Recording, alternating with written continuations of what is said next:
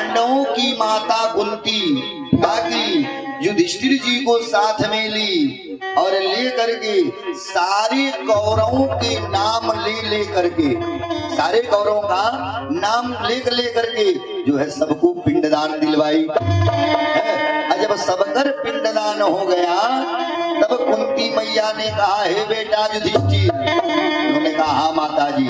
अगर तुम अब एक काम करो, एक पिंड दो तुम कर्ण के नाम से, एक पिंड दो तुम कर्ण के नाम से। युधिष्ठिर जी हाथ जोड़ने बोल गए, हे माता जी सुनिए, अरे जब वो मेरी जाति बिरादरी का नहीं, मेरे कुल खानदान का नहीं, तो ये बताइए मैं उसे पिंड क्यों दूं?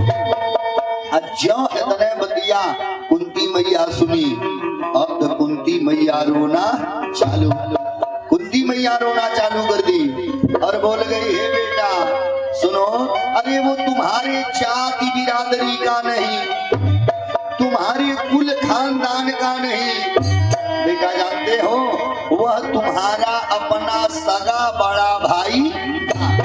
देखो जब कर्ण पैदा हुआ उस समय मैं कौमार्य अवस्था में थी, हमारे विवाह नहीं हुआ था, मैं कौमार्य अवस्था में थी, लेकिन लोक लज्जा के डर से मैंने कर्ण को जो है अपने से दूर कर दिया। बेटा वह तुम्हारा अपना सगा बड़ा भाई था। बात कह करके कुंती मैया रोने लगी।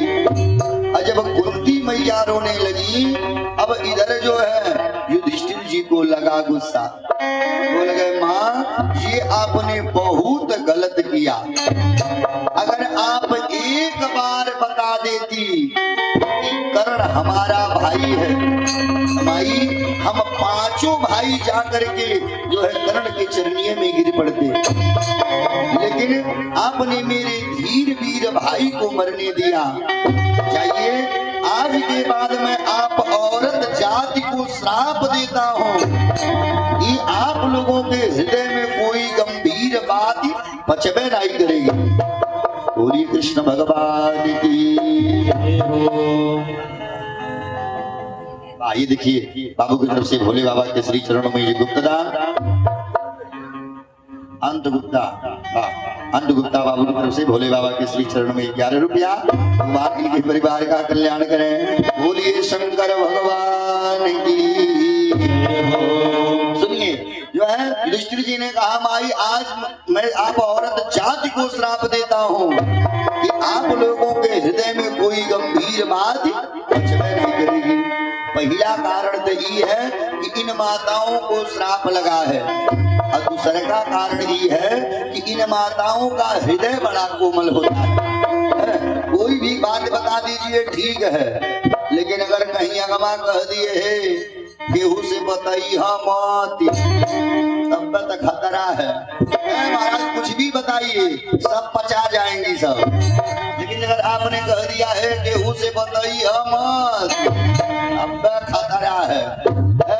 मान के चलिए कोनो आ गई घर पे बर्तन माजे वाली और सबका करी है पूरी बात ही बता डरी है, बोल गई है देखा तू हमारे खास मनई हो, आपन जान के अपने हृदय का बात बतौली है, लेकिन तू ई बात केहू से बताई मत। इहो गलतिया वो कह दिली केहू से बताई मत। अब मुझे करे घरे जाएगी बर्तन माजने, सबके घरे बहना बांट देती है। इधर पार्वती मैया ने कहा नारद बाबा हमारे भोलेनाथ भली भांति जानते हैं कि चाहे पत्नी कितनी प्यारी हो पर भेद बताना ना चाहिए। भोलेनाथ हमारे भली भांति जानते हैं, लेकिन हमारे भोले बाबा हमसे कोनो बतिये नहीं छुपाते हैं कि गोपनीयम अगोपनीयम प्रयत्नतः। गोपनीय से गोपनीय बात हमारे भोलेनाथ हमको बताते हैं। नारद बाबा मन ही मन विचार किए है झगड़ा नाई लगौनी तो हमारो नाम नारद नाई। नारद बाबा ने कहा माई सगरी बात बताते हैं। पार्वती मैया ने कहा तब का। नारद बाबा ने कहा तमाई एक प्रश्न हम करतानी ओकर उत्तर तू हमके दे दा। तब माँ मान ले कि भोले बाबा आपको सगरी बात बताते हैं। पार्वती मैया ने कहा पूछिए। अब जो है नारद बाबा ने कहा माई तो एक बात ही बता दो, अगर भोलेनाथ आपसे सगरी बात बताते हैं तो ये बताओ कि भोले बाबा अपने गले में किसके मुंडों की माला धारण करते हैं? अपने गले में भोले बाबा किसके मुंडों की माला धारण करते हैं? माई यह बात ही बता दे, मान लूंगा। जो इतने बतिया पार्वती मैया सुनी सर पकड़ी ही भगवान सगरी बतिया तो बताए, लेकिन यह बतिया तो नहीं बताए। अब जो है नारद बाबा ने कहा माई देख लहलू, यही बहन कहली है आज कल लोग प्रेम तो कर रहे हैं लेकिन असली नाई नकली कि सुर नर मुनि सब की यह रीति स्वार्थ पाई करे सब प्रीति। जो है नारद बाबा ने कहा माई बिना स्वार्थ के कोई किसी से प्रेम नहीं करता है। अमाई तू अपने मन से ही भ्रम हटा दे कि भोले बाबा तुझसे बहुत प्रेम करते हैं। माई अब तू जाना, तू हर काम जाने। अब तो हम जाता नहीं। अब नारद बाबा झगड़ा लगाए और जल्दी पार्वती मैया को प्रणाम किए चल दिए। तब तक रास्ते में मिल गए भोलेनाथ, भोले बाबा मिल गए। अब इधर नारद बाबा देखते ही भोले बाबा को प्रणाम किए, पिताजी प्रणाम। भोले बाबा ने कहा नारद बाबा खुश रहिए खुश रहिए। कहा नारद बाबा हाथ जोड़ लिए, हे सरकार मैं आया था कैलाश पर्वत पे आपके दर्शन करने के लिए, लेकिन आप तो थे नहीं। आप तो थे लेकिन पार्वती मैया थी। लेकिन सरकार पार्वती मैया आपका इंतजार कर रही है, पार्वती मैया आपका इंतजार कर रही है। इधर शंकर भगवान मन ही मन मुस्की मारे, हे नारद बाबा अरे तू जे करे घरे चली जा, तू इंतजार न करी। नारद बाबा हाथ जोड़े, सरकार आप हमारा स्वभाव तो जन्मे करती है। अब नारद बाबा वहां से चल दिए। इधर भोले बाबा पहुंचे कैलाश पर्वत पर। पार्वती मैया गुस्से में। अच्छी बात बता रहा हूँ, पहले के समय में जब औरतें नाराज होती थी तो वो सब कहती तो स्पेशल कमरा बनत रहे। जब घर बने तो हमें एगो कमरा बने, ओकर नमवे रहे कोप भवन। अब पहले की रानी महारानी जब जो है कोप भवन में घुस जाती थी, अब महाराज राजा को मनाने में बड़ा मशक्कत करना पड़ता था। इधर पार्वती मैया गुस्से में। भोले बाबा कैलाश पर्वत पर पहुंचे, बोल गए पार्वती स्वामी अब ई बताइए नारद बाबा आइल का हो? पार्वती मैया ने कहा कुछ गलतो कही के गई है का, कुछ गलतो कही के गई है का।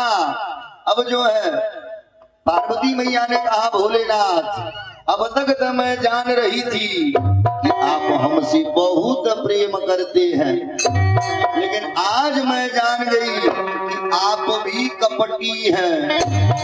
भोले बाबा ने कहा देवी मैंने क्या कपट किया? पार्वती मैया ने कहा भोलेनाथ आपने हमसे सगरी बात बताया, लेकिन एक बात ही नहीं बताए। भोले बाबा ने कहा ऊ का? पार्वती मैया ने कहा देखिए सब बात ने बताए हैं, लेकिन अपने गले में आप किसके मुंडों की माला धारण करते हैं, यह बतिया नहीं बताए। इधर जो है पार्वती मैया पूछी, भोले बाबा ने कहा देवी तुमने कभी पूछा नहीं तो मैंने बताया नहीं। पार्वती मैया ने कहा भोलेनाथ अब पूछा तानी।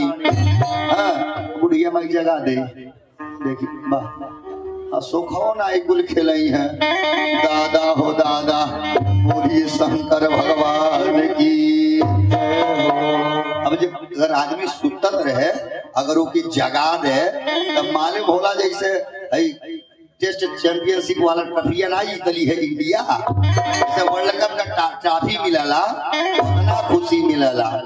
बोलिए शंकर भगवान की। रोज बताइला दू बीमारी बड़ा खतरनाक है। एक नंबर पे खजूहटी बाबू होई छुआछूत के बीमारी है, यही से खजूहटिया मने के बगले ना बैठावेला। और दूसरा नंबर पे नींदी, यो छुआछूतिया बीमारी है।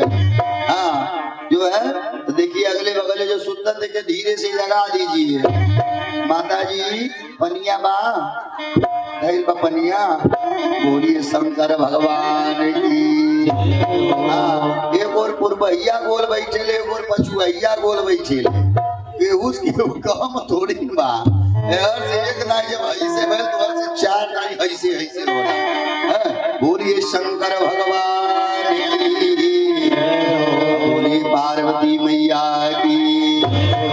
तलिया बजा करके गा लीजिए कि हर हर महादेव गंगी काशी विश्वनाथ शंभो। हर हर महादेव गंगे काशी विश्वनाथ शंभो। हर हर महादेव गंगे काशी विश्वनाथ शंभो। हर हर महादेव गंगे काशी विश्वनाथ शंभो। काशी विश्वनाथ गंगे सदाशिव पार्वती संगे। काशी विश्वनाथ गंगे सदाशिव पार्वती संगे। काशी विश्वनाथ गंगे सदाशिव पार्वती संगे। काशी विश्वनाथ गंगे सदाशिव पार्वती संगे। हर हर महादेव गंगे काशी विश्वनाथ शंभो। हर हर महादेव गंगे काशी विश्वनाथ शंभो। हर हर महादेव गंगे काशी विश्वनाथ शंभो। हर हर महादेव गंगे काशी विश्वनाथ शंभो। नमो निरंजन निराकार साकार मुनि अधरंगा। नमो निरंजन निराकार साकार मुनि अधरंगा। पलित कपोल भाल उर्नाचल पलित कपोल भाल उर्नाचल प्रिय हला हल भंगा। हर हर महादेव गंगे काशी विश्वनाथ शंभो। हर हर महादेव गंगे काशी विश्वनाथ शंभो। हर हर महादेव गंगे सदाशिव पार्वती संगे। हर हर महादेव गंगे काशी पार्वती संगे। हर हर महादेव गंगे काशी विश्वनाथ शंभो। हर हर महादेव गंगे काशी विश्वनाथ शंभो। हर हर महादेव गंगे काशी विश्वनाथ शंभो। हर हर महादेव गंगे काशी विश्वनाथ शंभो। बोलिए शंकर भगवान की। भाई देखिए साहिल, हाँ साहिल साहिल साहिल बाबू, साहिल अग्रणी की तरफ से भोले बाबा के श्री चरणों में ये 51 रुपया। भगवान इनके परिवार का कल्याण करें। बोलिए शंकर भगवान की। जाने दो साहिल, छोड़ दो जाने दो। हम नहीं बोले हैं, हाँ हम साहिल, हाँ वो बोले हैं ना, उनको मारा जाएगा करके। बोलिए शंकर भगवान की। बोलिए पार्वती मैया की। ऐश्वर्य का हुआ भोले बाबा ने कहा, भोले बाबा से पार्वती मैया ने कहा भोलेनाथ आप तो सगरी बात बताए, लेकिन आप अपने गले में किसके मुंडों की माला धारण करते हैं।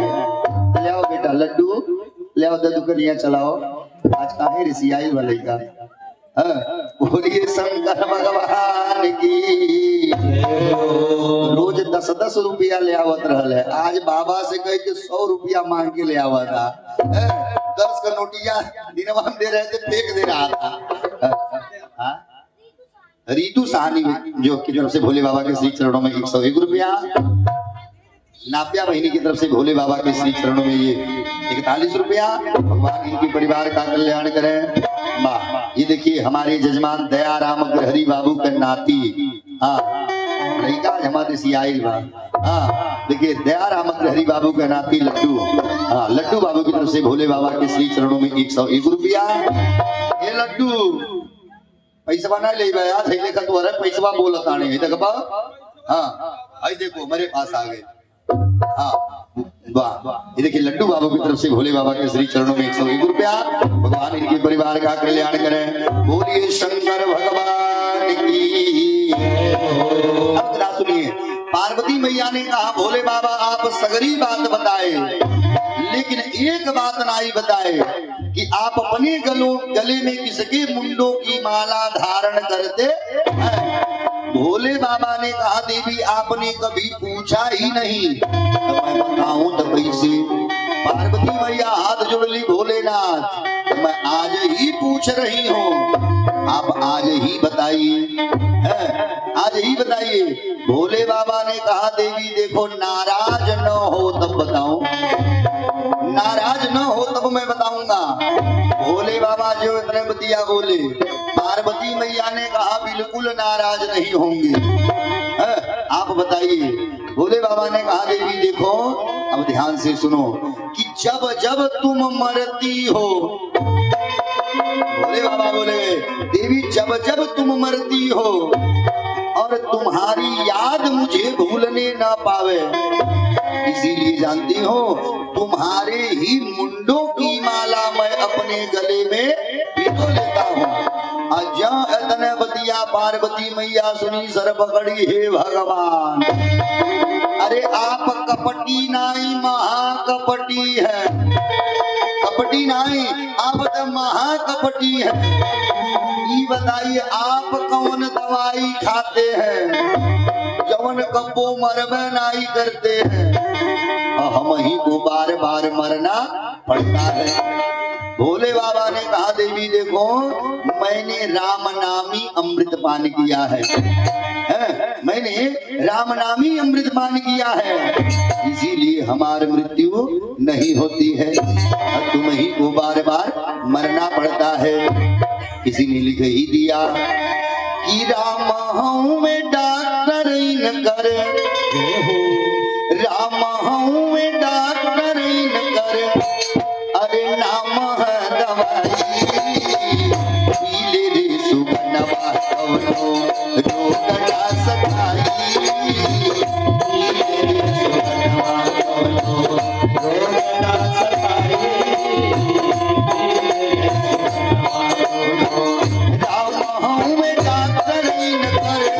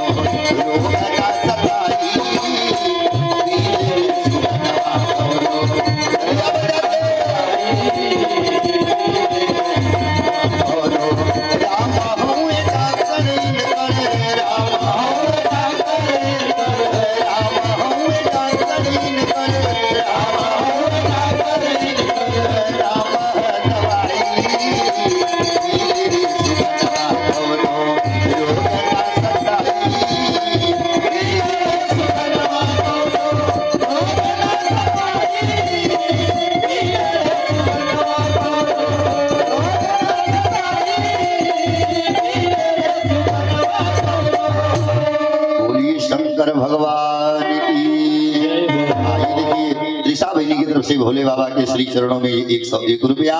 भगवान इनके परिवार का कल्याण करें। बोलिए शंकर भगवान की। भोले बाबा ने कहा देवी देखो मैंने राम नामी अमृत मान किया है, देवी मैंने भागवत कथा अमृत मान किया है, इसी से हमारे मृत्यु नहीं होती है और तुम ही को जो है बार बार मरना पड़ता है। पार्वती मैया ने कहा हे भोलेनाथ एक काम करिए, सुनिए आज वह अमृतवा मैं भी पीऊंगी। इधर पार्वती मैया हठ पकड़ ली। एक दिन मैंने कथा के माध्यम से बताया अपने वहां 4 प्रकार का हठ है। कथा के माध्यम से मैंने बताया 1 नंबर पे राज हठ, दूसरा नंबर बाल हठ, तीसरा नंबर जोगी हठ और चौथा नंबर नारी हठ। जब राजा हठ पकड़ता है तो पूरी प्रजा कांपती है, कौन सजा सुना देगा। लेकिन हाँ जब बच्चा हठ पकड़ता है तो पूरा जो है बाजार कांपता है। 10 का नोट लाई ले 100 का नोट ले, कहीं 500 का दे के तो वो छोड़ ले। देखिए जब बच्चा हठ पकड़ता है तो पूरा बाजार कांपता है कि गाँव मांग ले। जैसा हमारे लड्डू बाबू रोज 10-10 रुपया दे दे पूजी लावत रहे, आज 10 को नोटिया छुए नहीं करे, 10 का 20 का नोटिया छुअते नहीं रहे, खाली 100-50 2 नोट देख ले रहा तो सब के ले भागी भागी आवे। दूसरे नंबर पे है बाल हठ। जब बच्चा हठ पकड़ता है तो पूरा बाजार कांपता है, क्या मांग ले कोनो गारंटी नहीं है। अब तीसरा नंबर पे जोगी हठ। जब जोगी हठ पकड़ता है तो पूरा ब्रह्मांड कांपता है। अब बाबू जब नारी हठ पकड़ती है तो पूरा मकान कांपता है, पूरा मकान कांपता है। इधर पार्वती मैया जी पकड़ ली हे भोलेनाथ एक काम करिए वो अमृत आज मैं भी पीऊंगी। अब एक काम करिए आप वो अमृत का पान हमको कराइए। अब क्या हुआ इसी कैलाश पर्वत पर जो है भोले बाबा बन गए वक्ता, अब पार्वती मैया बन गई श्रोता। कहा जहाँ वो फूटा हुआ अंडा था, जहाँ वह फूटा हुआ अंडा था। ये देखिए श्री रामचंद्र ठठेरा बाबू आपकी तरफ से भोले बाबा के श्री चरणों में 101 रुपया। भगवान इनके परिवार का कल्याण करें। बोलिए शंकर भगवान की। इसी कैलाश पर्वत पर भोले बाबा बन गए वक्ता और पार्वती मैया बन गई श्रोता। भोले बाबा ने कहा देखो देवी कथा सुनने का 3 नियम है, ध्यान से सुनिएगा। कथा सुनने का 3 नियम है। पहला नियम कि कथा के बीच में जो है बार बार उठना नहीं चाहिए, कथा के बीच में बार बार उठना नहीं चाहिए। और दूसरे का नियम है कथा के बीच में बात नहीं करना चाहिए। अगर बोलना ही है तो कीर्तन बोल लीजिए। और तीसरे का नंबर पे कथा के बीच में सोना नहीं चाहिए। आज शंकरो भगवान ढही है हम जानता नहीं, आज नहीं कथा होता वो है खोजत रही भाई पूर्वहिया गोल अच्छा पछुआ वाले गोल में मिल गए और खिंचाव होता है। बोलिए शंकर भगवान की। अब सुनिए जो है कथा के बीच में सोना नहीं चाहिए, ये कथा सुनने का 3 नियम है। और दूसरा का जो है भोले बाबा ने कहा देवी देखो जब मैं कथा करता हूँ ना तो जो दोनों मेरे नेत्र है ना ये बंद हो जाते हैं। तो ये बताओ हमको कैसे पता चलेगा। प्रीतम पैथोलॉजी प्रीतम पैथोलॉजी आप बाबू की तरफ से भोले बाबा के श्री चरणों में ये 51 रुपया। भगवान इनके परिवार का कल्याण करें। बोलिए शंकर भगवान की। बोलिए पार्वती मैया की। भोले बाबा ने कहा देवी देखो जब मैं कथा कहता हूँ तो हई जो दोनों मेरे नेत्र हैं बंद हो जाते हैं। तो ये बताओ हमको कैसे पता चलेगा तुम कथा सुन रही हो? तो तुम एक काम करना, तुम बीच बीच में ओम ओम शब्द बोलना, बीच बीच में तुम ओम ओम शब्द बोलना, तो मैं जान जाऊंगा कि तुम कथा सुन रही हो। पहले का सब पुरनिया रहे तो नाती कुल का कहे ए बाबा, बुढ़वे कुल कहे हाँ नाती, लइके कुल कहे बाबा तने खीसा सुनावा, तुम बुढ़वे सब कहे के बाबू हुकारी परब, लइके कुल कहे हाँ। जब बुढ़वे खीसा शुरू करे कुल कहे एगो रहला राजा, लइके कहे हूँ, बुढ़वे कहे उनके 4 गो बेटा, लइके कहे हूँ, हुकारी मारते थे ना। तो भोले बाबा ने कहा देवी तुम बीच बीच में जब ओम ओम शब्द बोलोगी मैं जान जाऊंगा कि तुम कथा सुन रही हो। पार्वती मैया ने कहा भोलेनाथ आप कथा प्रारंभ करिए। इधर ब्रह्मा जी ने कहा नारद बाबा हरि सुनिए। जब कथा प्रारंभ हुआ अब पार्वती मैया सामने है और जो है भोले बाबा कथा सुना रहे हैं, लेकिन वह फूटा हुआ अंडा शंकर जी के पीछे है। कथा सुनने का नियम भी है कि कथा कभी भी व्यास मंच के पीछे बैठ करके कथा नहीं सुनना चाहिए।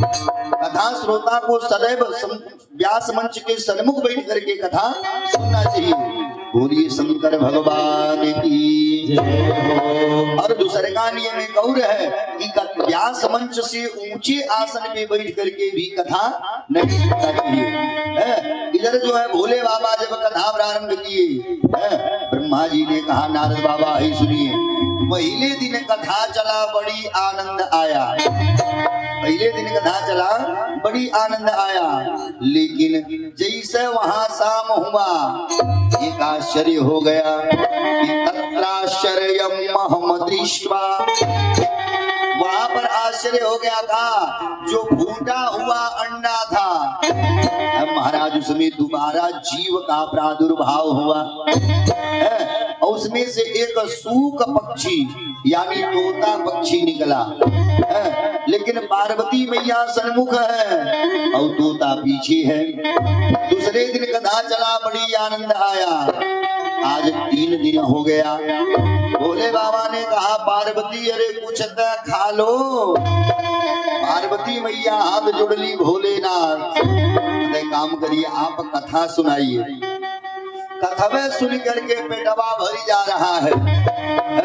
आज कथा के चौथा दिन आ गया, कथा के चौथा दिन आ गया और चौथे दिन का कथा तो भगवान के रसगुल्ले का कथा है, जिसमें भगवान के अवतारों की कथा है।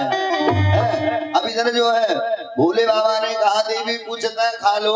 पार्वती मैया ने कहा नाई भोलेनाथ आप कथा सुनाइए। अब क्या हुआ धीरे धीरे आज 6 दिन बीत गया, 6 दिन बीत गया। अब जो है भोले बाबा ने कहा देवी कुछ तो खा लो। पार्वती मैया ने कहा नाई भोलेनाथ आप कथा सुनाइए।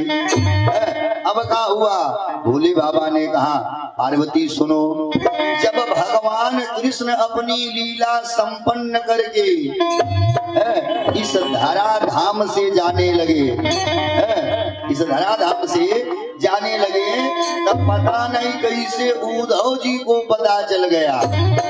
उद्धव जी पहुंचे कहा भगवान के पास और हाथ जोड़ करके भूल गए ही सरकार योगेश योग विन्यास अयोगात्मन योग संभव।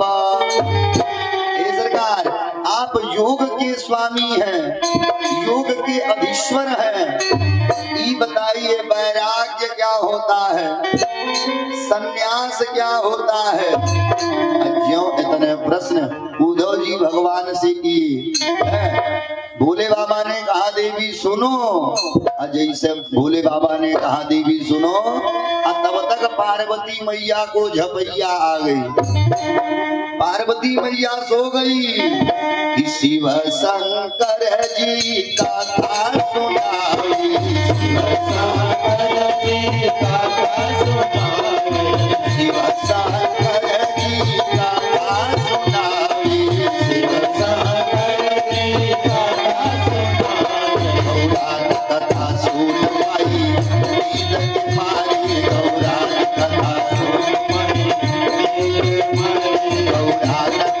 सुन पाई, गीत के माई गौरा कथा सुन पाई। जैसे भोले बाबा ने कहा देवी अब सुनो, और तब तक पार्वती मैया को झपैया आ गई। पार्वती मैया सो गई। अब सुनिए क्या हुआ। जैसे पार्वती मैया सोई, अब तो तोता पक्षी घबरा गया। हे भगवान, अब तो लग रहा है कथा बंद हो जाएगा। अब तो लग रहा है कथा बंद हो जाएगा। अब जो शब्दवा पार्वती मैया ओम ओम बोल रही थी, अब महाराज वही शब्द वह तोता लगा बोलने, वही शब्द वह तोता लगा बोलने। जब कथा समाप्त हो गया, अब अंतिम में भोले बाबा जयकार लगाए कि बोलिए सच्चिदानंद भगवान की। जैसे जयकार लगाए, तब तक पार्वती मैया आंख खोली, हाथ जोड़ करके बोल गई भोलेनाथ। उन्होंने कहा हाँ देवी। अतः ई बताइए, जो है कन्हैया ने उद्धव जी को वैराग्य के बारे में क्या बताया, सन्यास के बारे में क्या बताया। भोले बाबा ने कहा देवी मतलब पार्वती मैया हाथ जोड़ ली ही भोलेनाथ। अरे मैं तो सो गई थी। भोले बाबा ने कहा तुम सो गई थी, तो ई बताओ हमार कथवा सुनलस के, हमार कथवा सुना कौन। जब भोले बाबा इधर उधर देखे तो कोई नहीं, कुछ दूर दृष्टि डाले तो कोई नहीं।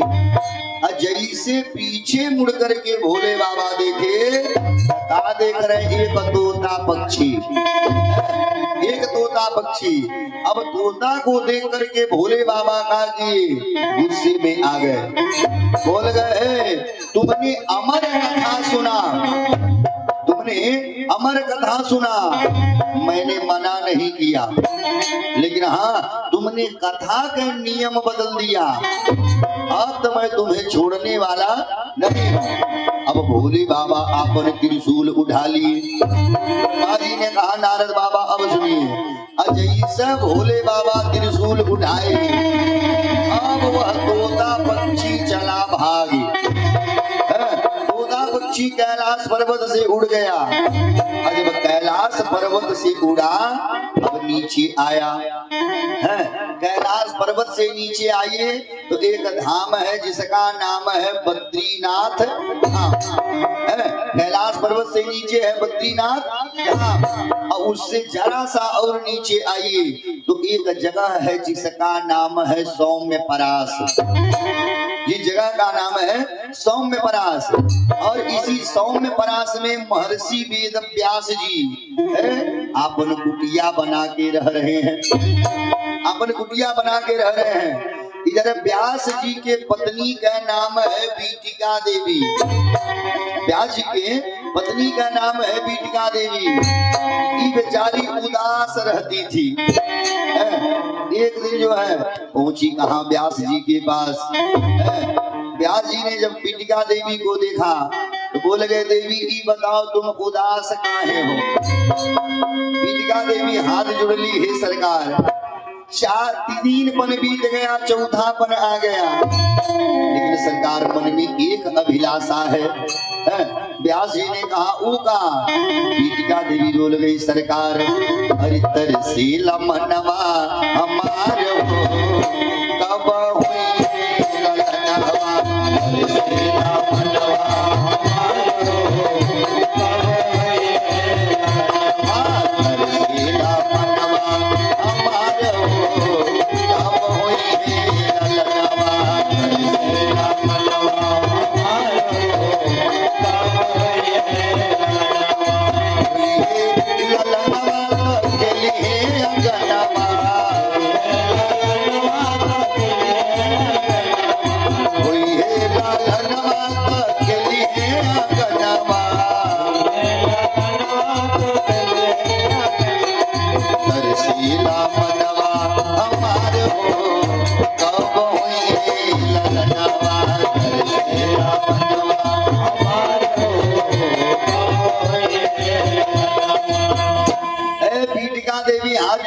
स्वामी अरे तरसेला मनवा हमार हो कब होई है ललनवा।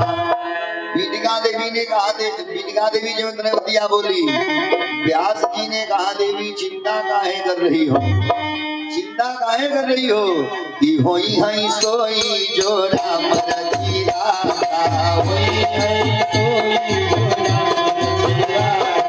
होई हई सोई जो राम रचिया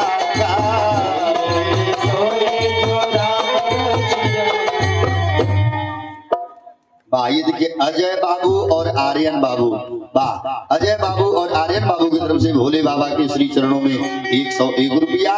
भगवान इनके परिवार का कल्याण करें। बोलिए हनुमान जी महाराज की, बोलिए श्री शिव महापुराण की। व्यास जी ने कहा देवी चिंता काहे कर रही हो, अरे होई हई सोई जो राम रचिया होई हई सोई जो राम रचिया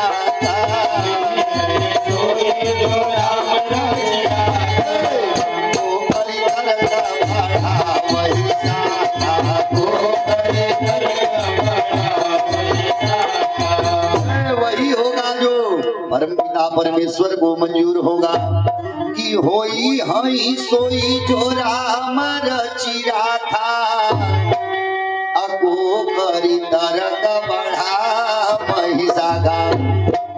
ये लड्डू देखा बाबा पैसा देता है, क्या ले आओ बेटा दे, देखा बाबा पैसा देता है, देखा बाबा पैसा देता है, पैसा। बोलिए शंकर भगवान की, बोलिए कालों के काल महाकाल की। भोले बाबा जिसे जो इधर चल रहे हैं, इधर व्यास जी ने कहा देवी चिंता काहे कर रही हो कि होई हई सोई जो राम रचिया था, अको करी तरक बढ़ा महिषा था। अगर जो वही होगा जो परमात्मा को मंजूर होगा, चिंता काहे कर रही हो। व्यास जी ने कहा देवी बैठो, अब व्यास जी बैठ गए और बीटिका देवी बैठ गई। अब इधर आगे आगे तोता पक्षी है और पीछे से भोले बाबा त्रिशूल लेकर के दौड़ा रहे हैं। बोलिए शंकर भगवान की, भोले बाबा त्रिशूल लेकर के दौड़ा रहे हैं। आगे आगे तोता पक्षी, अब पीछे से भोले बाबा। श्रद्धा यादव बहनी, ये देखिए श्रद्धा यादव बहनी की तरफ से भोले बाबा के श्री चरणों में 101 रुपया। भगवान इनके परिवार का कल्याण करें। बोलिए शंकर भगवान की। आई सुनिए, अब जो है आगे आगे तोता पक्षी आ रहा है और पीछे पीछे भोले बाबा। अब तोता पक्षी कैलाश पर्वत से नीचे आया तो बद्रीनाथ धाम, जरा सा और नीचे आया तो व्यास जी का कुटिया जिसका नाम सौम्य बनास। किया लगा कुटिया के चक्कर लगाने। अब तब तक बीटिका देवी को बड़ी जोर से उबासी आई। बीटिका देवी को बड़ी जोर से उबासी आई। जब उबासी आता है तो मुहवा खुल जाता है, बाबू अखिया बंद हो जाता है। जैसे बीटिका देवी के उबासी आया, मुंह खुला।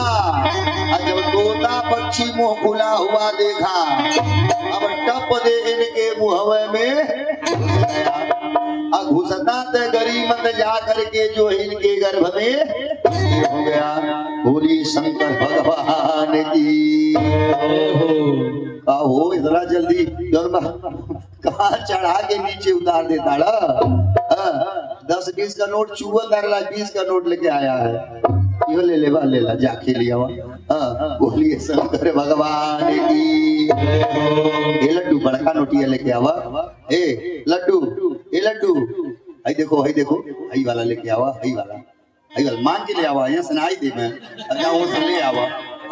बोलिए शंकर भगवान की। बोलिए कालों के काल महाकाल की। बड़का नोटी ले आवे, छोटका नहीं ले आवे। हम याद है।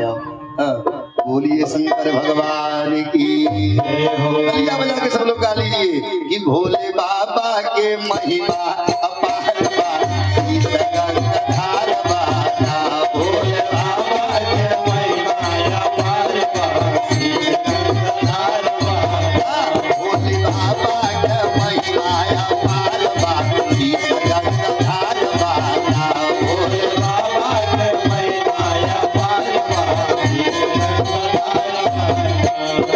पर्वत पे पास भूत प्रेत रहे साथ करे पर्वत पे पास भूत प्रेत रहे करे पर्वत पे पास भूत प्रेत रहे साथ करे पर्वत पे पास भूत प्रेत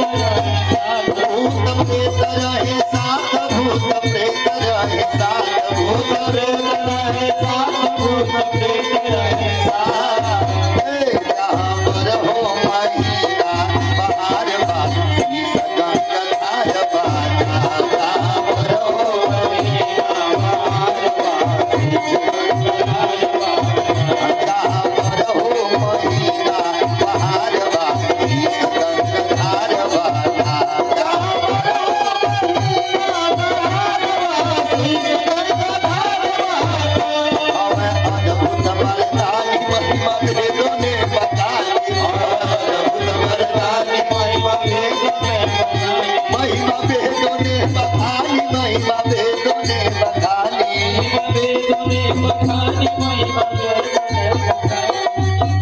भाई देखिए श्री रामचंद्र ठठेरा बाबू वाह श्री रामचंद्र ठठेरा बाबू की तरफ से भोले बाबा के श्री चरणों में 51 रुपया तलिया बजा के कि हवा अद्भुत बरदानी महिमा भेदों ने बखानी हवा अद्भुत महिमा भेदों ने बखानी महिमा भेदों ने बखानी महिमा भेदों ने बखानी महिमा भेदों ने बखानी महिमा भेदों ने ये देखिए दीपिका यादव आप बेटी की तरफ से भोले बाबा के श्री चरणों में ये 55 रुपया और साथ ही साथ हमारे जजमान दया राम ग्रहरी बाबू के नाती भेद के जल गई है नहीं लज्जा वाह दया राम ग्रहरी बाबू के नाती लड्डू बाबू की तरफ से भोले बाबा के श्री चरणों में 51 रुपया बोलिए विश्वनाथ भाई देखिए विश्वनाथ बाबू की तरफ से भोले बाबा के श्री चरणों में 51 रुपया भगवान के परिवार का कल्याण करें बोलिए शंकर भगवान की तालियां बजा के कि हम अद्भुत बरदानी महिमा भेदों ने बखानी हम अद्भुत बरदानी महिमा भेदों ने बखानी हम अवतारदानी महिमा भेदों ने बखानी हम अवतारदानी महिमा भेदों ने बखानी महिमा भेदों ने बखानी महिमा भेदों ने बखानी महिमा भेदों ने बखानी महिमा भेदों ने बखानी वाह ये देखिए माँ वैष्णो हार्डवेयर माँ वैष्णो हार्डवेयर आपकी तरफ से भोले बाबा के श्री चरणों में 101 रुपया भगवान इनके परिवार का कल्याण करें तालियां बजा के कि हम अद्भुत बरदानी महिमा भेदों ने बखानी हम अद्भुत बरदानी महिमा भेदों ने बखानी महिमा भेदों ने बखानी महिमा भेदों ने बखानी महिमा भेदों ने बखानी महिमा भेदों ने बखानी ये देखिए त्रिशा बहिनी की तरफ से भोले बाबा के श्री चरणों में 101 रुपया भगवान के परिवार का कल्याण करें बोलिए शंकर भगवान की हम अद्भुत बरदानी महिमा भेदों ने बखानी हम अद्भुत बरदानी महिमा भेदों ने बखानी महिमा भेदों ने बखानी महिमा भेदों ने बखानी महिमा भेदों ने बखानी महिमा भेदों ने बखानी कलवा में सर पर हार बा शीश गंगाधार बाना उनके कलवा में सर पर हार बा शीश गंगाधार बाना उनके कलवा में सर पर हार बा शीश गंगाधार बाना उनके कलवा में सर पर हार बा शीश गंगाधार बाना भोले बाबा का महिमा अपार बा शीश गंगाधार बाना भोले बाबा का महिमा अपार बा शीश गंगाधार बाना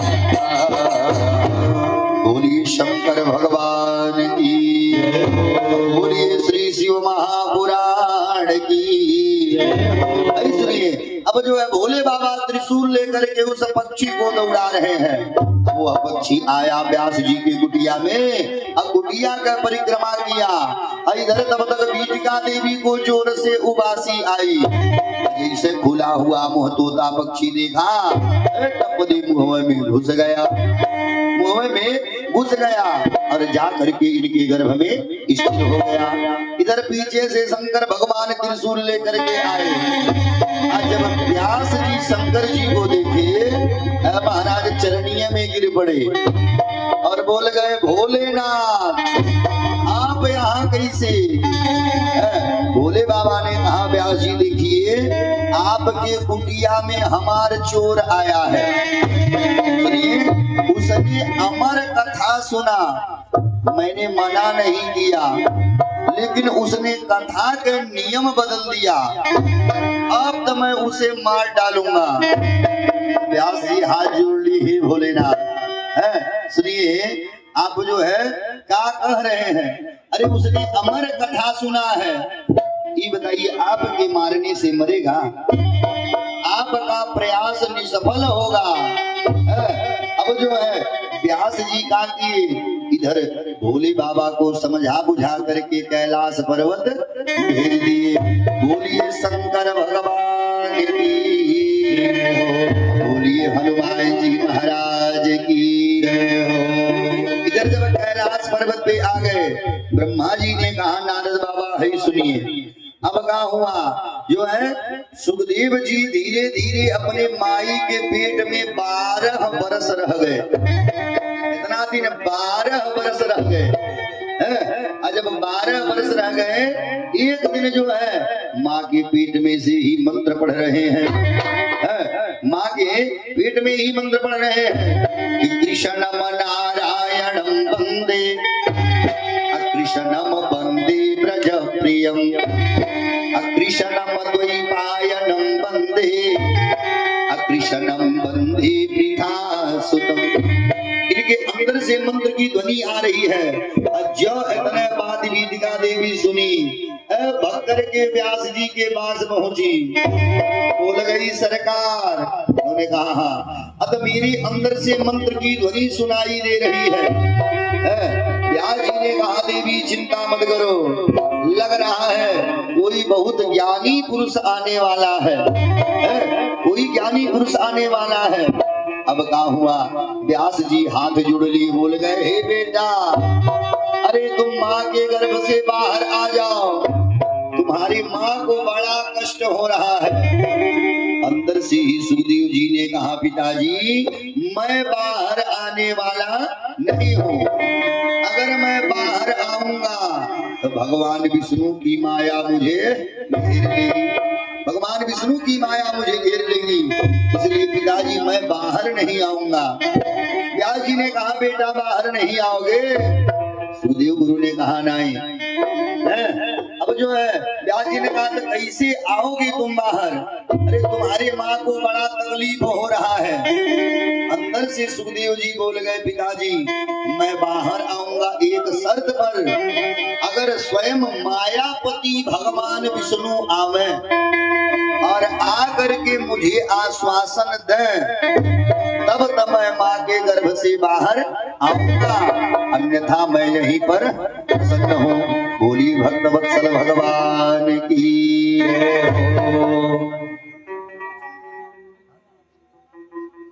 भाई देखिए, नंदलाल वर्मा बाबू कोटेदार साहब, नंदलाल वर्मा कोटेदार साहब, आपकी तरफ से भोले बाबा के श्री चरणों में ये 202 रुपया तलिया बजा दीजिए। आई कोटा पर का पैसा आयल बा। हाँ, बोलिए शंकर भगवान की, बोलिए कालों के काल महाकाल की।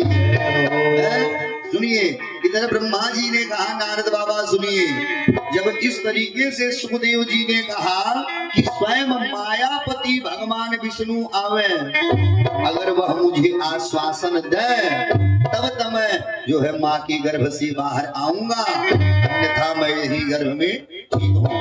एक दिन मैंने कथा में सुनाया आपको कि जब जीव माँ के गर्भ में रहता है तो उसे जो है संसार का जो ये मोह माया है, वह बचा रहता है, वह परमात्मा से बातें करता है।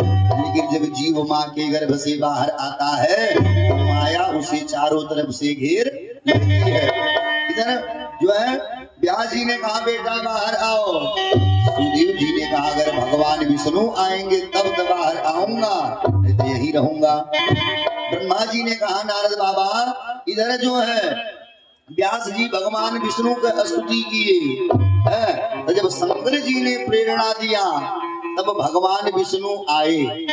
हाँ, व्यास जी की कुटिया में मायापति भगवान विष्णु को आना पड़ा। और जब विष्णु भगवान आए और जब सुखदेव जी को आश्वासन दिए तो ठीक 12 वर्ष के बाद सुखदेव जी अपनी माँ के गर्भ से बाहर आए।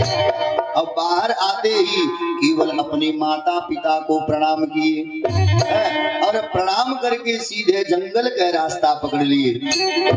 यम प्रजंतमनुपेतम पेत कृत्यम अद्वैपायनो विरह का तरया जुहाव अपुत्रेति तन्मयतया अतरवो भिनेदु तं सर्वभूत हृदयं मुनिमानतोऽस्मि।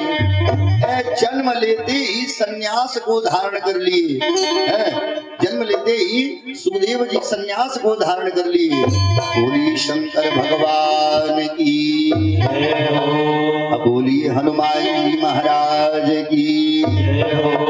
ज्यों इतने कथा नारद बाबा सुने, नारद बाबा टपदे हाथ जोड़ लिए, बोल गए पितामह ब्रह्मा से कि हे पिताजी। ब्रह्मा जी ने कहा हाँ बेटा, अतः ये बताइए भगवान का सबसे सुंदर व्रत माना जाता है शिवरात्रि का व्रत है, लेकिन इस शिवरात्रि के व्रत को सबसे पहले किसने किया? ये बताइए क्या अनजाने में भी अगर शिवरात्रि का व्रत कर दिया जाए, भोले बाबा का अनजाने में भी पूजन कर दिया जाए तो क्या उससे भोले बाबा प्रसन्न होते हैं? एकरे बारे में बता देते तो बड़ा बढ़िया है। ब्रह्मा जी ने कहा जो है नारद बाबा अब सुनो, बोलिए शंकर भगवान की जय हो। इस पर जो है ब्रह्मा जी ने कहा नारद बाबा जो है इसके विषय में मैं तुम्हें एक इतिहास सुनाता हूँ, जो इतिहास सूत जी ने शौनक आदि ऋषियों को सुनाया था। इतिहास माने का होता है बीती हुई कहानी, इतिहास माने होता है बीती हुई कहानी। जो कहानी सूत जी ने शौनक आदि ऋषियों को सुनाया था, जो है कह रहे हैं सूत जी महात्माओं से कि जो सब पापों का नाश करने वाला है और शिवरात्रि का पर्व पहले की बात है कि किसी वन में एक भील रहता था, जो है एक वन में एक भील रहता था जिसका नाम था गुरुद्रुह, नाम का रहल गुरुद्रुह। उसका कुटुंब यानी परिवार बहुत बड़ा था तथा वह बलवान और क्रूर स्वभाव का होने के साथ ही अक्रूरतापूर्ण कर्म में तत्पर रहता था। वह प्रतिदिन वन में जाकर के जो है मृगों को मारता था, यानी हिरण का शिकार करता था और वहीं रह करके नाना प्रकार की चोरियां किया करता था। उसने बचपन से ही कभी कोई शुभ कर्म नहीं किया था। इस प्रकार वन में रहते हुए उस दुरात्मा भील का बहुत समय बीत गया। वह जो है दुरात्मा भील जीवन में किसी भी प्रकार का शुभ कर्म नहीं किया था, बहुत ज्यादा समय उसका जंगल में बीत गया। एक दिन बड़ी सुंदर एवं शुभ कारक शिवरात्रि का पर्व आया, किंतु वह दुरात्मा घने जंगल में निवास करने वाला था, इसलिए उस व्रत को वह नहीं जानता था। उसी दिन उस भील के माता पिता और पत्नी ने भूख से पीड़ित होकर उससे याचना की कि हे बेटा एक काम करो, हमें कुछ खाने को दे दो। माता पिता ने उससे याचना किया कि बेटा मुझे खाने को दे दो। जो है जब इस प्रकार से उस भील के माता पिता जब याचना की तो वह तुरंत धनुष लेकर के जंगल में चल दिया और जंगल में जाकर के मृगों का शिकार करने के लिए जंगल में इधर उधर घूमने लगा। हिरण के शिकार के लिए जंगल में इधर उधर घूमने लगा। लेकिन भगवान की कृपा से उस दिन कोई मृग नहीं मिला। दैव योग से उसे उस दिन कोई मृग नहीं मिला और वह जो है उसी जंगल में इधर उधर भटक रहा था और उसी जंगल में सूर्य अस्त हो गया, शाम हो गई और भील बेचारा सोच रहा अब मैं क्या करूं, कहां जाऊं, आज तो कुछ नहीं मिला। घर में जो बच्चे हैं उनका तथा माता पिता का क्या होगा, मेरी जो पत्नी है उसकी भी क्या दशा होगी, अतः मुझे कुछ लेकर ही घर जाना चाहिए, अन्यथा नहीं। ऐसा सोचकर वह व्याध एक जलाशय के समीप पहुंचा, जलाशय यानी सरोवर के समीप पहुंचा और वहां पानी में उतरने का घाट था। वह वहां जाकर खड़ा हो गया। वह मन ही मन विचार कर रहा था, यहाँ कोई न कोई जीव पानी पीने अवश्य आएगा, उस घाट पर कोई न कोई जीव पानी पीने अवश्य आएगा, उसी को मारकर जो है कृतकृत्य हो उसे साथ लेकर प्रसन्नता पूर्वक अपने घर को जाऊंगा। ऐसा निश्चय करके वह व्याध एक जो है पानी का कोई पात्र था उसी में पानी भरा और वहीं बगल में ये देखिए बाबा किराना स्टोर, देखिए बाबा किराना स्टोर की तरफ से भोले बाबा की श्री चरणों में 101 रुपया भगवान के परिवार का कल्याण करें। बोलिए शंकर भगवान की, बोलिए श्री शिव महापुराण की। अभी क्या किया, उसी सरोवर में जल पिया और एक पात्र में जल लिया और जल लेकर के वहीं जो है एक बेल का पेड़ था, उसी बेल के पेड़ पर चढ़ गया और चढ़ करके अपने शिकार का प्रतीक्षा करने लगा। इसी प्रतीक्षा में भूख प्यास से वह भील बैठा रहा। उस रात के पहले पहर में एक प्यासी हिरनी वहां पर आ गई, एक प्यासी हिरनी वहां पर आ गई और जो चकित होकर जोर जोर से चौकड़ी भर रही थी।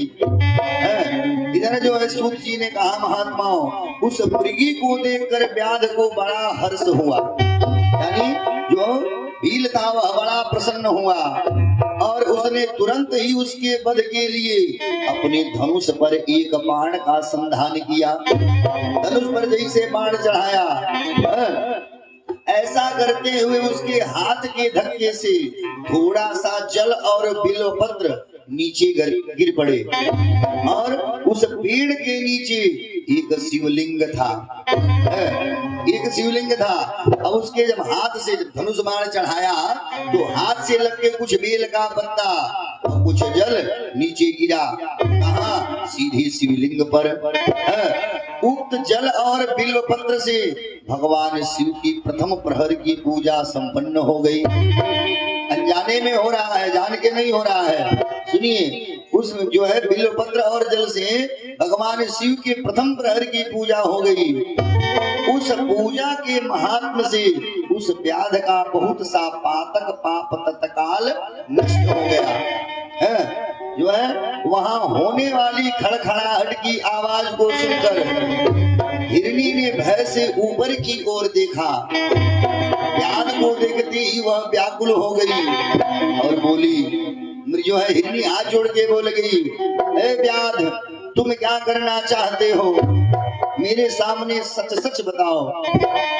हरिणी की यह बात सुन करके उस भील ने कहा, देखो आज मेरे कुटुंब के लोग भूखे हैं, अतः तुमको मारकर उनकी भूख मिटाऊंगा, मैं उन्हें तृप्त करूंगा। जो इतने बतिया भील बोला। इस दारुण वचन को सुन करके तथा जिसे रोकना कठिन था उस दुष्ट भील को मारताने देख मृगी सोचने लगी कि हे अब मैं क्या करूं। कहाँ जाऊं, अच्छा कोई उपाय रचती हूँ। ऐसा विचार कर उसने वहां इस प्रकार कहा। आज जो है मृगी बोल गई है भील, देखो मेरे मांस से तुमको सुख होगा, मेरे मांस से तुमको तुम्हारे परिवार को सुख होगा। इस अनर्थकारी शरीर के लिए इससे अधिक महान पुण्य कार्य और क्या हो सकता है। उपकार करने वाले प्राणी को इस लोक में जो पुण्य प्राप्त होता है उसका 100 वर्षों में भी वर्णन नहीं किया जा सकता। कि उपकार सैव्यत अपुण्यम जायते द्विह अतत पुण्यम सक्तयेनैव अपत्तुं वर्षै सतैरपि। अरे जो उपकार करने से पुण्य प्राप्त होता है उसका वर्णन 100 वर्ष में भी करना संभव है। महाराज अच्छी बात बता दूं, 18 पुराण महर्षि वेद व्यास जी ने लिखा है। सब लोग जानते हैं ना 18 पुराण। कहाँ जाता नहीं आए, बोलिए शंकर भगवान की, बोलिए कालों के काल महाकाल की। अरे तलिया बजा के सब लोग गा लीजिए। अरे प्रेम सुगना मांगा कपिला दाम के भजन कैला राम सीता। प्रेम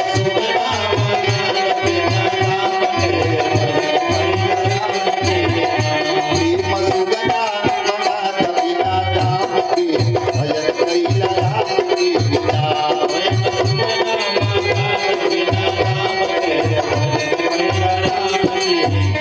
ये देखिए अशोक बाबू नेपाल से, देखिए आप लोग कितने भाग्यशाली हैं कि यहाँ विदेशी मनई आयल माने कथा सुने। नेपाल विदेश है न, भले सटल है बात सब भूख दे नेपाल में घुस जाला, सही है कि नहीं। देखिए विदेश से मनई आयल माने कथा सुने। नेपाल से अशोक बाबू, आपकी तरफ से भोले बाबा के श्री चरणों में 101 रुपया। भगवान इनके परिवार का कल्याण करे। अब दलिया बजा के बैटरिया चार्ज कर लीजिए। बुढ़िया माई तुम हम बजा ला, दहिया बार बार नहीं मिली दादा हो दादा। दलिया बजा के प्रेम सुगना मांगा कपिला दाम के भजन कैला राम सीता। प्रेम सुगना मांगा कपिला दाम के भजन कैला राम सीता। जब होला बिनु सार सुगना बोले बार बार, जब होला बिनु सार सुगना बोले बार बार। ये देखिए प्रमोद बाबू, प्रमोद बाबू की तरफ से भोले बाबा के श्री चरणों में 61 रुपया। भगवान इनके परिवार का कल्याण करें।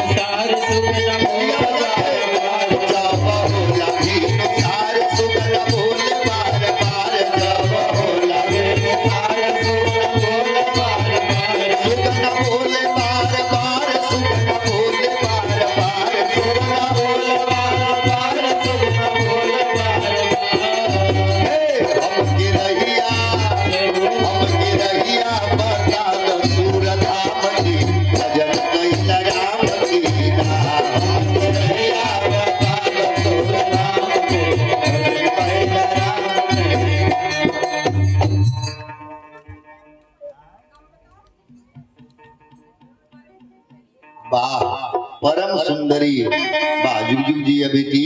ये देखिए परम सुंदरी बहिनी की तरफ से भोले बाबा के श्री चरणों में ये 52 रुपया। यानी परम सुंदरी बहिनी के लिए ताली बजा दीजिए जोर से।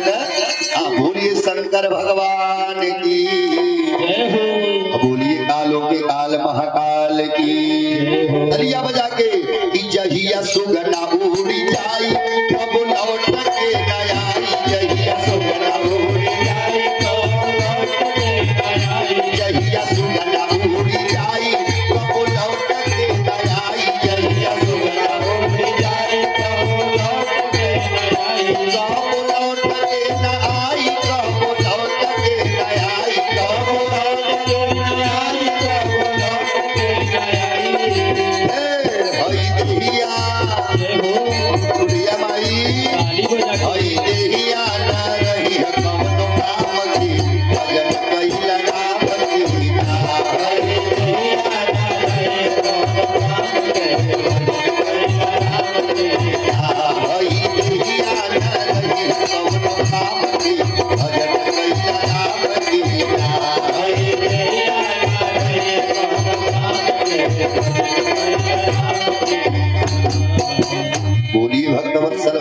भगवान की। अरे कि उपकार, हिरणी ने कहा कि उपकार करने वाले प्राणी का जो है पुण्य होता है न, जो प्राप्त होता है, उसका वर्णन जो है 100 वर्षों में भी नहीं किया जा सकता।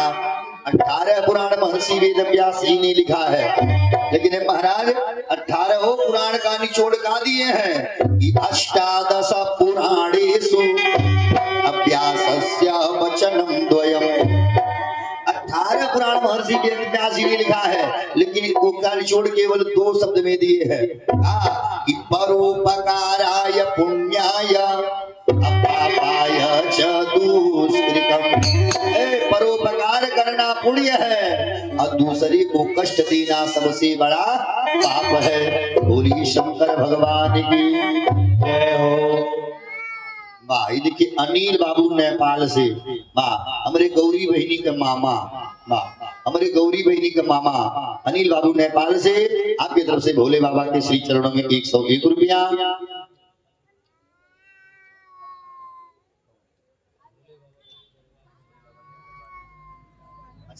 अंतिम में सुना दे। बोलिए शंकर भगवान की जय हो। अरे वही तो अंतिम में सुनाएंगे, अंतिम बस 2 मिनट भी।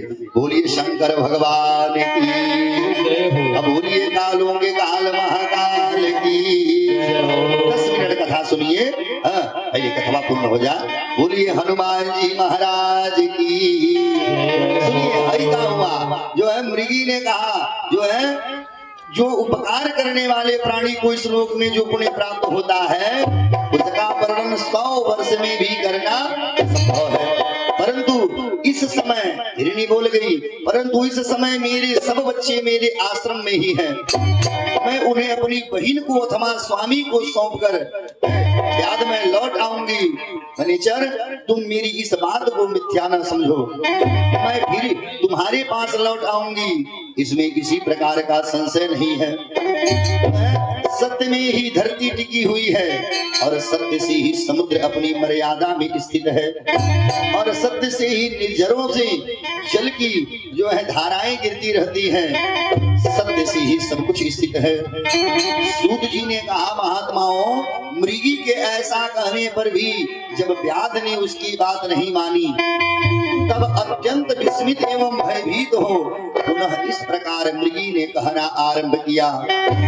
मृगी बोल गई, हे व्याध सुन, मैं तुम्हारे सामने शपथ लेती हूँ कि जिससे घर जाने पर मैं अवश्य तुम्हारे पास लौट आऊंगी। अरे शपथ क्या ले रही है कि ब्राह्मण यदि वेद बेचे और तीनों काल संध्या न करे तो उसे जो पाप लगता है और पति की आज्ञा का उल्लंघन करके स्वेच्छा अनुसार कार्य करने वाली स्त्रियों को जिस पाप की प्राप्ति होती है, किए हुए उपकार को न मानने वाले, भगवान शंकर से विमुख रहने वाले, दूसरों से द्रोह करने वाले और धर्म को लांघने वाले तथा विश्वासघात और छल करने वाले लोगों को जो पाप लगता है, उसी पाप से मैं भी लिप्त हो जाऊं यदि व्याध मैं तुम्हारे पास न लौट करके आऊं। इस तरह जब हिरणी ने अनेक शपथ दिया, तब उस व्याध ने उस पर विश्वास करके कहा, अच्छा अब तुम अपने घर को जाओ। तब वह मृगी जो है बड़े हर्ष के साथ पानी पीकर अपने आश्रम में आ गई। इतने में ही रात का वह पहला पहर व्याध की जागते ही जागते बीत गया। एक पहर बीत गया जागते जागते। तब उस हिरणी की बहन दूसरी मृगी, देखिए संयोग इतना बढ़िया, उस हिरणी की दूसरी वाली बहन आकी जिसका पहली ने स्मरण किया था, उसी की राह देखती हुई जल पीने के लिए वहां आ गई। उसी देखकर भीड़ ने स्वयं बाण को तरकस से खींचा और ऐसा करते समय पुनः पहले की भांति भगवान शिव के ऊपर जल और बिल्वपत्र गिर पड़े। दूसरी बार जो बाण खींचा, बाण खींचने से उसमें बिल्वपत्र के पेड़ से बेल का पत्ता और जल भगवान शिव के ऊपर पड़ा। उसके द्वारा महात्मा शंभू की दूसरे पहर की भी पूजा संपन्न हो गई। यद्यपि वह प्रसंग बस ही हुई थी तो भी व्याध के लिए सुखदायिनी हो गई। मृगी ने उसे बाण खींचते हुए देखा और पूछा, हे व्याध, यह क्या करते हो? व्याध ने पूर्ववत उत्तर दिया, क्या कि मैं अपने भूखे कुटुंब को तृप्त करने के लिए मैं तुझे मारूंगा। यह सुनकर वह मृगी बोली, व्याध, मेरी बात सुनो। अरे मैं धन्य हूँ कि मेरा देह धारण सफल हो गया, क्योंकि इस अनित्य शरीर के द्वारा उपकार होगा। परंतु जानते हो, मेरे छोटे छोटे बच्चे घर में हैं, अतः मैं एक बार जाकर उन्हें अपने स्वामी को सौंप दूं, फिर तुम्हारे पास लौट आऊंगी। व्याध बोला, तुम्हारी बात पर मुझे विश्वास नहीं, मैं तुझे मारूंगा। हिरणी, इसमें किसी प्रकार का संशय नहीं है। यह सुनकर वह हिरणी भगवान विष्णु की शपथ खाती हुई बोली, व्याध, मैं कहती हूँ उसे तुम सुनो। यदि मैं लौट कर न आऊं तो अपना सारा पुण्य हार जाऊं, क्योंकि जो वचन देकर उससे पलट जाता है वह अपने पुण्य को हार जाता है। जो पुरुष अपनी विवाहिता स्त्री को त्याग कर दूसरी के पास जाता है, वैदिक धर्म का उल्लंघन करता है, वैदिक धर्म का उल्लंघन करके कपोल कल्पित धर्म पर चलता है, भगवान विष्णु का भक्त होकर शिव की निंदा करता है, माता पिता की निधन तिथियों को श्राद्ध आदि न करके उसे सूना बिता देता है, तथा मन में संताप का अनुभव करके अपने दिए हुए वचन को पूरा करता है, ऐसे लोगों को जो पाप लगता है वही मुझे लगे यदि मैं लौट करके न आऊं। जब दूसरी वाली हिरनी ने जो है शपथ दिया, तब भील ने कहा, अच्छा तुम भी जाओ। वह भी हिरनी वहां से चल दी। बोलिए शंकर भगवान की। अब वो अभी हिरनी जो है जल पीकर हर्ष पूर्वक अपने आश्रम को गई। इतने में ही रात का दूसरा प्रहर भी व्याध के जागते जागते बीत गया। इसी समय तीसरा पहर आरंभ हो जाने पर मृगी के लौटने में बहुत विलंब हुआ। जान चकित हो व्याध उसकी खोज करने लगा। इतने में ही उसने जल के मार्ग में एक हिरण को देखा। जो है हिरण को देखा, वह बड़ा हष्ट पुष्ट था। उसे देखकर जो है भील को बड़ा प्रसन्नता हुआ। वह धनुष पर बाण रखकर उसे मार डालने को उद्यत हुआ। ऐसा करते समय उसके प्रारब्धवश कुछ जल और बिल्वपत्र शिवलिंग पर गिर पड़ा। उससे उसके सौभाग्य से भगवान शिव के तीसरे पहर की भी पूजा हो गई। इस तरह भगवान ने उस पर अपनी दया दिखाई। पत्तों के गिरने आदि का शब्द सुनकर उस मृग व्याध की ओर देखा और पूछा, क्या करते हो? व्याध ने उत्तर दिया, मैं अपने कुटुंब को भोजन देने के लिए तुम्हारा वध करूंगा। व्याध की यह बात सुनकर हिरण के मन में बड़ा हर्ष हुआ और वह तुरंत ही व्याध से इस प्रकार बोला, हे व्याध, अरे मैं धन्य हूँ, मेरा हृष्ट पुष्ट होना सफल है, क्योंकि मेरे शरीर से आप लोगों की तृप्ति होगी। जिसका शरीर परोपकार के काम में नहीं आता उसका सब कुछ कार्य व्यर्थ चला गया। जो सामर्थ्य रहते हुए भी किसी का उपकार नहीं करता उसकी वह सामर्थ्य व्यर्थ चली जाती है तथा वह परलोक में नरकगामी होता है। परंतु हिरण ने कहा, एक बार मुझे जाने दो, मैं अपने बालकों को उसकी माता के हाथ में सौंपकर और उन सबको धीरज बधाकर यहाँ लौट आऊंगा। उसके ऐसा कहने पर व्याध मन ही मन बड़ा विस्मित हुआ। उसका हृदय कुछ शुद्ध हो गया था और उसके सारे पाप पुंज नष्ट हो चुके थे। उसने इस प्रकार कहा। व्याध बोला, है सुनो, यहाँ जो जो लोग आए हैं ये सब तुम्हारी ही तरह बातें बनाकर चले गए, परंतु वे वंचक अभी तक यहाँ नहीं लौटे। मृग, तुम भी इस समय संकट में हो, इसलिए झूठ बोलकर चले जाओगे, फिर आज मेरा जीवन निर्वाह कैसे होगा? मृग बोला, हे व्याध, हमारी बात सुनोगे? मैं जो कुछ कहता हूँ उसे सुनो। मैं असत्य नहीं बोलता हूँ। जो है कि सारा चराचर ब्रह्मांड सत्य से ही टिका हुआ है। जिसकी वाणी झूठी होती है उसका पुण्य उसी क्षण नष्ट हो जाता है। जो झूठ बोलता है महाराज उसका पुण्य उसी क्षण नष्ट हो जाता है। तथापि भील तू मेरी सच्ची प्रतिज्ञा सुनो। कह रहे कि संध्या काल में मैथुन तथा शिवरात्रि के दिन भोजन करने से जो पाप लगता है, शिवरात्रि के दिन भोजन करने से जो पाप लगता है, और झूठी गवाही देने और किसी के धरोहर को हड़प लेने तथा संध्या न करने से बीजों को जो पाप लगता है वही पाप भी मुझे लगे। यदि अगर मैं लौट करके न आऊं, जिसके मुख से कभी शिव का नाम नहीं निकला, जो सामर्थ्य रहते हुए भी दूसरों का उपकार नहीं करता, पर्व के दिन श्रीफल तोड़ता, अभक्ष भक्षण करता तथा शिव की पूजा किए बिना और भस्म लगाए बिना भोजन कर लेता है, इस सब का पातक मुझे लगे यदि मैं लौटकर न आऊं। सूत जी कहते हैं महात्माओं, हिरण की जो है बात सुनकर व्याध ने कहा जाओ तुम भी जाओ लेकिन शीघ्र लौटना। व्याध के ऐसा कहने पर वह हिरण भी पानी पी करके चला गया। वे सब अपने आश्रम पर मिले। तीनों हिरण जो है, दो हिरनी और एक हिरण, सब अपने आश्रम पर मिले। तीनों ही प्रतिज्ञाबद्ध हो चुके थे। आपस में एक दूसरे के वृत्तांत को भली भांति सुनकर सत्य के पास से बधे हुए उन सब ने यही निश्चय किया कि वहां अवश्य जाना चाहिए, क्योंकि शपथ लेकर के सब आए थे, वहां अवश्य जाना चाहिए। इस निश्चय के बाद वहां बालकों को आश्वासन देकर वे सब के सब जाने के लिए उत्सुक हो गए। उस समय जेठी मृगी ने वहां अपने स्वामी से कहा, स्वामी आपके बिना यहाँ बालक कैसे रहेंगे? तो मैंने ही वहां पहले जाकर प्रतिज्ञा की है, इसलिए केवल मुझको जाना चाहिए, आप दोनों यहीं पर रहिए।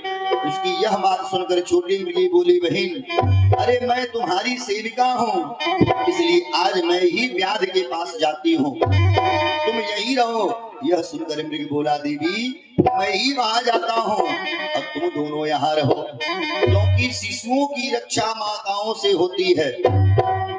जो है स्वामी की यह बात सुनकर उन दोनों मृगियों ने धर्म की दृष्टि से उसे स्वीकार नहीं किया। वे दोनों अपने पति से प्रेम पूर्वक बोली कि प्रभु देखिए, पति के बिना इस जीवन को धिक्कार है। तब उन सबने अपने बच्चों को सांत्वना देकर उसे पड़ोसियों के हाथ में सौंप दिया और स्वयं शीघ्र ही उस स्थान को प्रस्थान किया जहाँ वह व्याध शिरोमणि उनकी प्रतीक्षा में बैठा हुआ था। अब उन्हें जाते देख उनके सब बच्चे भी पीछे पीछे चले आए। मृगी और हिरण और हिरनी को जाते हुए देख करके सगरी बच्चे पीछे पीछे आए। उन्होंने यह निश्चय कर लिया ताकि इस माता पिता की जो गति होगी वही गति हमारी भी होगी। उन सबको एक साथ आया देख व्याध को बड़ा हर्ष हुआ। उसने धनुष पर बाण रखा। उस समय पुनः जल और बिलवत्र भगवान शिव के ऊपर, उससे भगवान शिव की चौथे पहर की भी पूजा हो गई। बोलिए शंकर भगवान की। जैसे चौथे पहर का पूजा संपन्न हुआ है महाराज, उस भील का जतना पाप था सगरी पाप समाप्त हो गया है, सगरी पाप समाप्त हो गया। इतने में ही दोनों मृगियां और मृग बोले उठे कि व्याध शिरोमणि शीघ्र कृपा करके हमारे शरीर को सार्थक करो। और उनकी यह बात सुनकर व्याध को बड़ा विस्मय हुआ। भगवान शिव के पूजा के प्रभाव से उसको दुर्लभ ज्ञान प्राप्त हो गया। उसने सोचा है ये मृग ज्ञान हीन पशु होने पर भी धन्य है, सर्वदा आदरणीय है, क्योंकि अपने शरीर से ही परोपकार में लगे हुए हैं। मैंने इस समय मनुष्य जन्म पाकर भी किस पुरुषार्थ का साधन किया है कि दूसरे के शरीर को पीड़ा देकर अपने शरीर को पोसा है। प्रतिदिन अनेक प्रकार के पाप करके अपने कुटुंब का पालन किया। ऐसे पाप करके मेरी क्या गति होगी? मैंने जन्म से लेकर अब तक जो पाप किया है उसका इस समय मुझे स्मरण हो रहा है। मेरे जीवन को धिक्कार है। यह बात सोच करके जो है व्याध ने क्या किया, अपने बाण को रोक दिया और बोल गया, हे मृग तुम एक काम करो, जो है तुम अपने पूरे परिवार के साथ यहाँ से जाओ, तुम्हारा जीवन धन्य हो गया। व्याध के ऐसा कहने पर भगवान शंकर तत्काल प्रसन्न हो गए और उन्होंने व्याध को अपने सम्मानित एवं पूजित स्वरूप का दर्शन कराया तथा कृपा पूर्वक उसके शरीर का स्पर्श किया। उससे प्रेम से कहा, जैसे भील के मन में आया तो तत्काल वो है वहां भगवान शंकर प्रकट हो गए। बोलिए शंकर भगवान की। शंकर भगवान प्रसन्न हुए और भील से बोल गए, हे भील अब एक काम करो, मैं तुम्हारे व्रत से प्रसन्न हूँ, तुम हमसे वर मांगो। भगवान शिव के इस स्वरूप को देख करके शंकर भगवान के चरणों में गिरा। भगवान ने कहा कुछ मांगो। जो है भील हाथ जोड़ लिया, हे सरकार, अरे नाथ आज मैं का यदा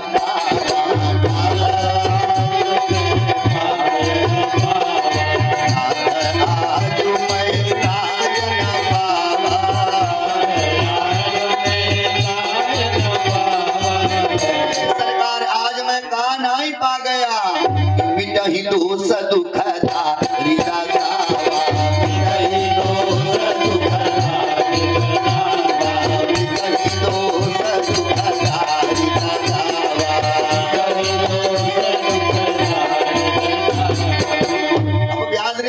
सरकार आज मैं कहा नहीं पा गया, मुझे कुछ नहीं चाहिए। उसके इस भाव को देखकर भगवान शिव मन ही मन बड़े प्रसन्न हुए और उसे गुह का नाम देकर कृपा दृष्टि से देखते हुए उसे दिव्य वर दिए। और भगवान शिव बोले कि व्याध सुनो, आज से तुम श्रृंगवेरपुर में उत्तम राजधानी का आश्रय लो। आज से तुम श्रृंगवेरपुर में निवास करोगे और तुम्हारा नाम होगा गुह। जो है श्रृंगवेरपुर में जो कुल भीलों का सरदार मिला था राम जी से, उसी का नाम था गुह। शंकर भगवान ने कहा तुम्हारे वंश की वृद्धि निर्विघ्न रूप से होती रहेगी, देवता भी तुम्हारी प्रशंसा करेंगे। मेरे भक्तों पर स्नेह रखने वाले भगवान श्री राम एक दिन निश्चय ही तुम्हारे घर पधारेंगे और तुम्हारे साथ मित्रता करेंगे। तुम मेरी सेवा में मन लगाकर दुर्लभ मोक्ष पा जाओगे। बोलिए शंकर भगवान की। ये देखिए हमारे जजमान दया राम हरि बाबू के नतनी गौरी बहनी, हाँ गौरी बहनी की तरफ से भोले बाबा के श्री चरण में 21 रुपया। भगवान इनके परिवार का कल्याण करें। बोलिए शंकर भगवान की। अब इसे जो है भील ने अनजाने में भगवान भोलेनाथ के पूजा किया, जानबूझ करके पूजा नहीं किया, अनजाने में पूजा किया, लेकिन भोले बाबा प्रसन्न हो गए। इसे जो है श्रृंगवेरपुर के राजा बना दिए और बोल गए कि जो है मेरे भक्तों पर स्नेह रखने वाले भगवान श्री राम एक दिन निश्चय ही तुम्हारे घर पे पधारेंगे। यही कोल भीलों का सरदार था जो अगले जन्म में भील बन के जो है व्याध का काम करता था कि ऐसा हमार प्रभु बड़ सेवकाई अली न बासन बसन चुराई। भोले बाबा हमारे बड़े निराले देवता हैं। कब एक पल में प्रसन्न होते हैं दूसरे के पल में नाराज। जब प्रसन्न होते हैं तो खा देते उन्हें कुछ पता नहीं रहता है। बोलिए शंकर भगवान की। इसी समय वे सब मृग भगवान शंकर का दर्शन और प्रणाम करके मृग जोनी से भी मुक्त हो गए। जो है मृग जोनी से उन्हें तत्काल जो है मुक्ति मिल गई।